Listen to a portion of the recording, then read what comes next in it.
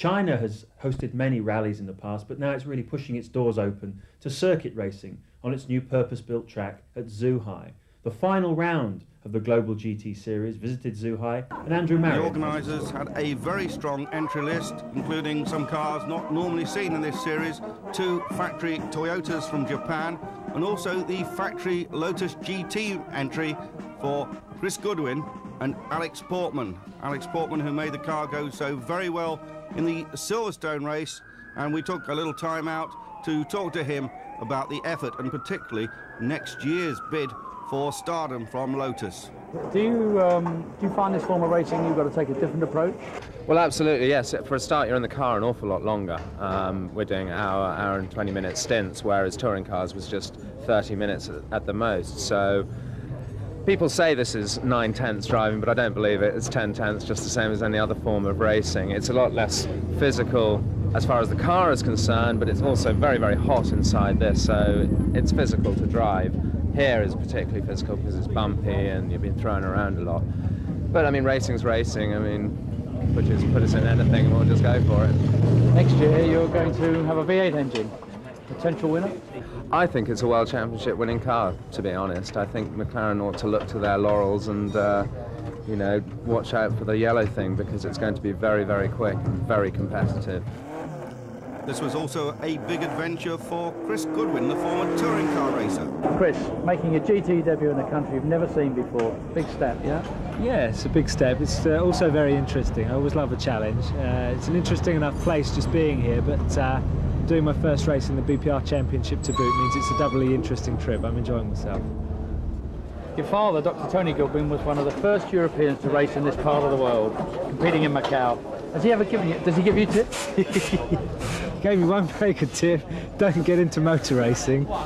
But having said that, and having got into it, no, he's full of some very interesting advice, and coming out to the Far East is something he knows all about. So I only arrived the day before practice, and so he's given me, being a doctor as well, some interesting tips on how to overcome jet lag and so on.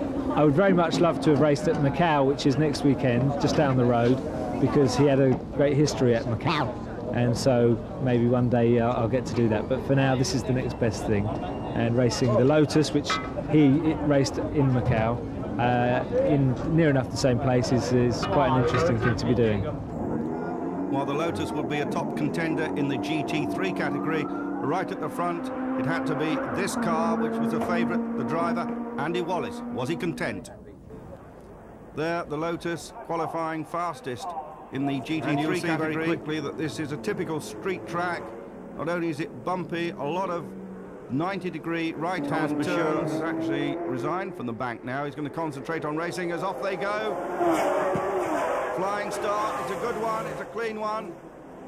Into this first corner, and Andy Wallace goes in first, but Wallace goes out wide. Oh, and John Nielsen slides very wide indeed, has to engage reverse. Several cars going by.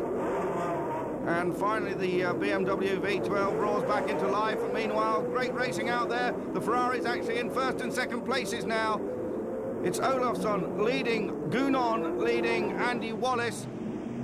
And then up into fourth place, it is Ray Belm, who is sharing that car for the first time with Bob Wallach, who we normally, of course, see in Porsches. Behind there, 2 further McLarens. And news of the GT3 category, big battle going on there. The Lotus, with Chris Goodwin at the wheel, is actually leading the Porsche Stadler Motorsport car. And oh, look at this, that's Pete Hardman, that's the Jaguar, it's on fire. And that is not the place we saw it earlier. It must have restarted. I mean, obviously something's come loose following that little bump from the Porsche. And Ray Belm going very close to the fire there. Well, it'll be interesting to see the Chinese marshalling. Well, look at that, they passed a little extinguisher through the fence there. Now, if we were at an American street race, we'd already have a fire truck there. Look at that, Pete, there's nothing you can do. And that glorious XJ220 just burning out, no marshals there. Well, this is the inexperience, I suppose, of the Chinese authorities, although there are a lot of people, organisers this weekend, who help at the Macau Grand Prix. Another little extinguisher comes through. I don't think that's going to touch it. In the pits, Hugh Chamberlain, who owns his car, must be going absolutely spare. And really is quite a big fire, and still no marshals to help. Well, I think there's going to be a fair amount of discussion about this afterwards. Another little extinguisher comes through. Well, there's nothing really that Pete can do. He's trying very hard indeed.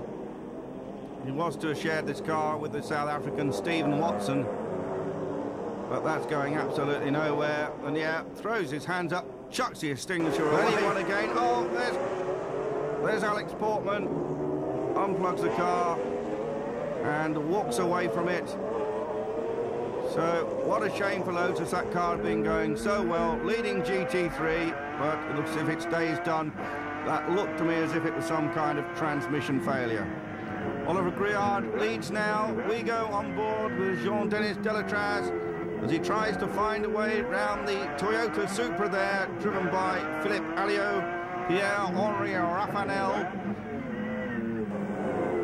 So that car running in 6th place, I think. So the last lap, and it looks as if Moody Fayad's McLaren is going to win this, make it 3 out of 3 to end the season in absolutely brilliant style. Yellow flag still hanging out there. And the checkered flag goes, a victory for Andy Wallace, Oliver Griard in the 2nd ever Zhuhai street race here in southern China.